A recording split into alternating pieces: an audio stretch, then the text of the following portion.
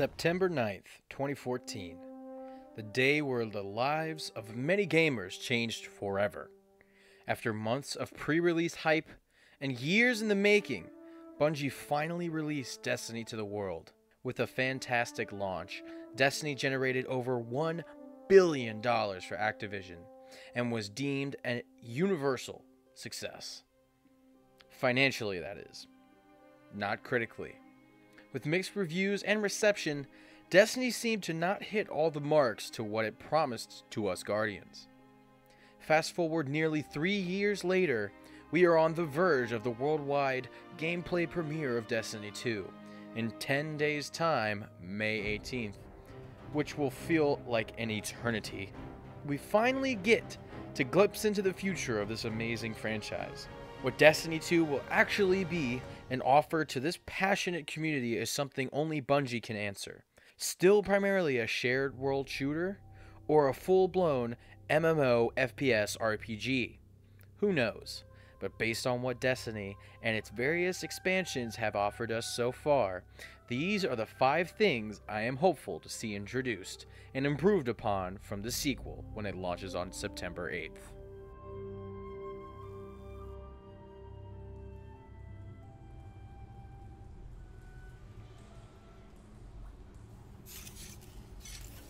Well fought.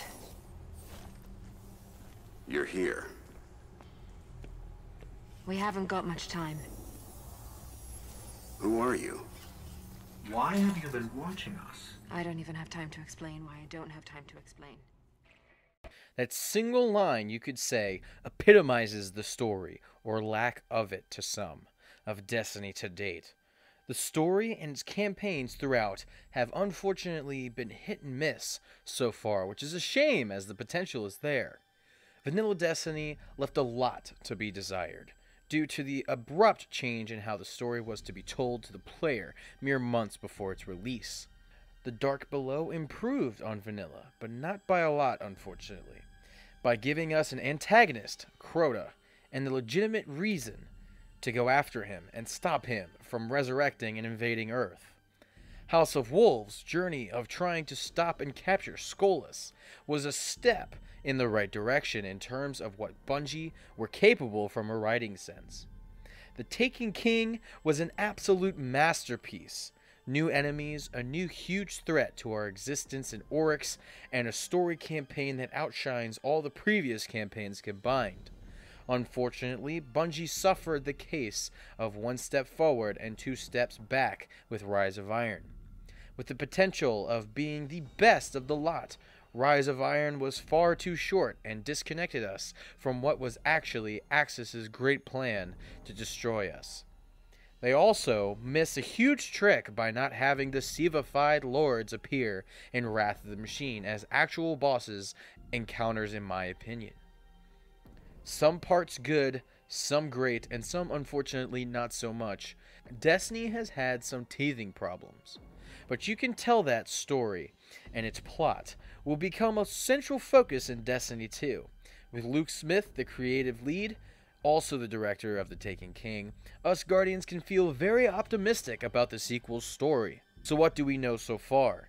We know that the Red Legion, faction of the Cabal, led by their fearless commander, Gaul, have attacked the last city.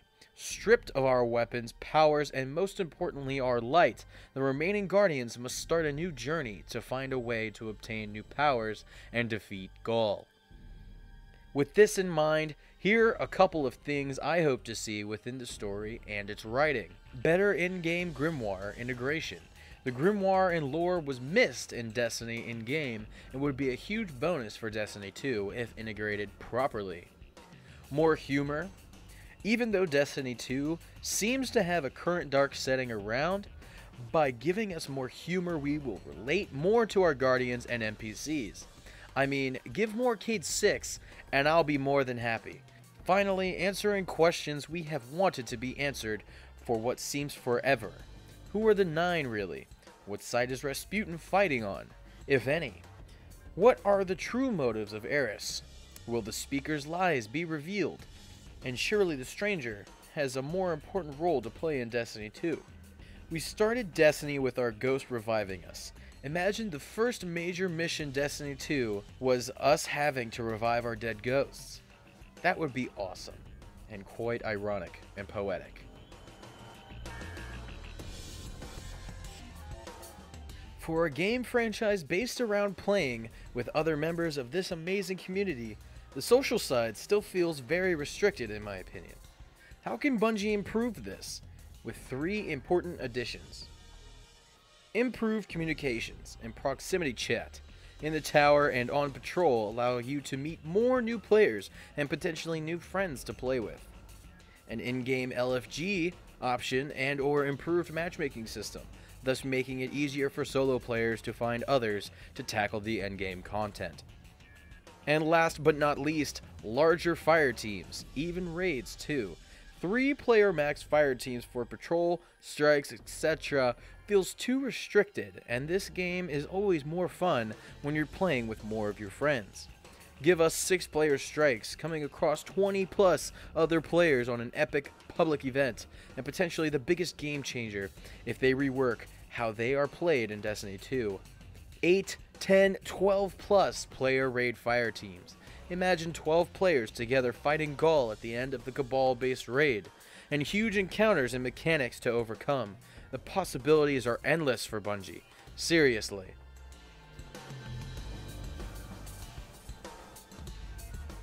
Whilst a lot of actual grind in Destiny so far to date has been about getting those sought-after weapons and armor pieces, the lack of actual customization options currently in-game shows. Bungie can rectify this and improve it greatly with a couple of minor adjustments. First of all, make your character look however you want them to look. Bright orange hair with a million piercings and yellow eyes.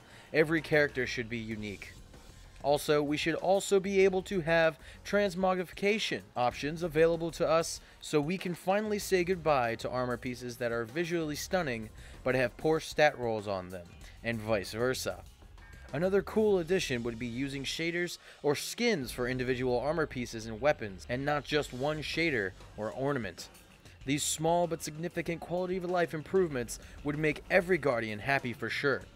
Also, Bungie. Beards. We really want beards.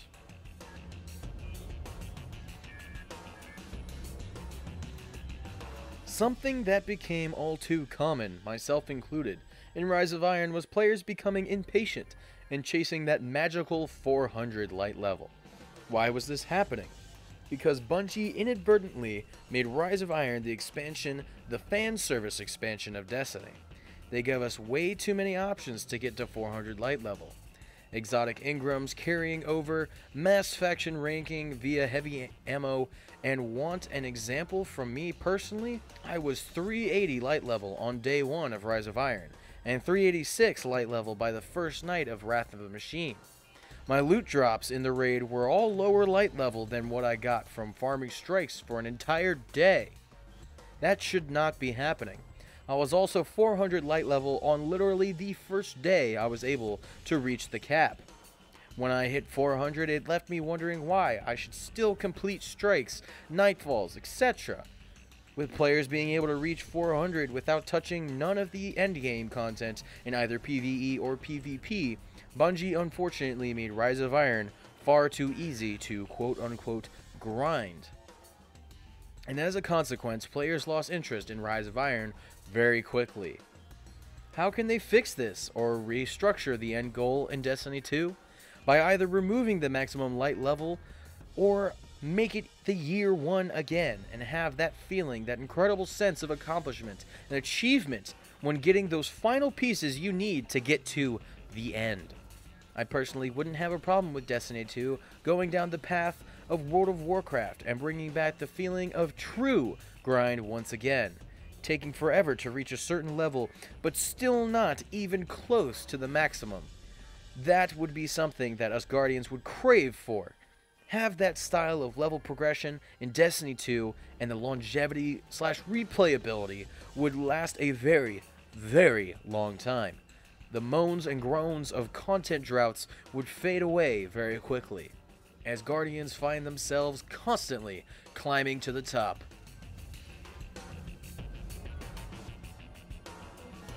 Making video games in 2017 is very expensive. Publishers have to recoup their costs somehow, and a way of doing that is microtransactions. And that's no different for Activision in regards to Destiny, and soon to be Destiny 2. Thankfully, so far, the microtransactions have gone down the right path with emotes, shaders, sparrows, and ships, for example. I just hope Destiny 2 does not become burdened with the endless microtransactions, as that will ruin the experience we have had to date in this amazing game franchise. Getting a shader for your character is fine. Using boosters to get ahead of others is not the way forward. I never want Destiny to be associated with the three dreaded words of pay to win. I am confident Activision will not do this, and hope microtransactions do not become the central focus of the publisher with Destiny 2. With all this in mind, I'm very confident that Destiny 2 will be a resounding success, both critically and financially, with Destiny 2 being looked after by the capable Luke Smith, and Activision themselves saying we are going to fall in love with the sequel. The promise is there for the game to live up to the current hype surrounding it. It won't be long before we take our next step together, Guardians. I truly cannot wait. Now let me speak to Deej to see if I can sneak in Twilight Garrison into a certain sequel I know. Once again, thank you for tuning in to Destiny Tracker. My name is KillerB61. You can follow me on Twitter at Amin_Lamkita and subscribe to my personal channel here on YouTube, K&K Media. Leave a like on the video to let us know you enjoyed this, and subscribe if you haven't already. Hit the little bell icon to become a part of the notification squad, and make sure you never miss another Destiny Tracker video again. Leave a comment at the bottom letting us know what you think about everything we discussed today in this video, and I will see you guys in the next one.